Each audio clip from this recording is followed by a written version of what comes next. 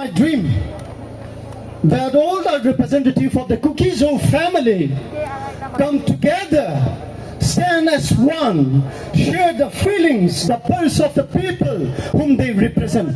And today, we have our 10 representatives coming together despite their differences in political differences.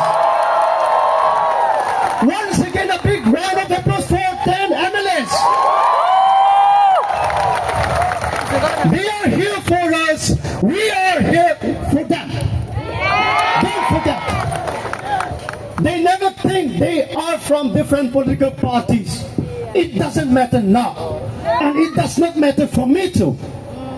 So we are fighting for our cause, for our Kuki-Zo people.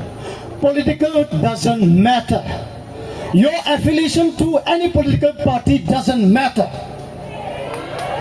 We have to support them all.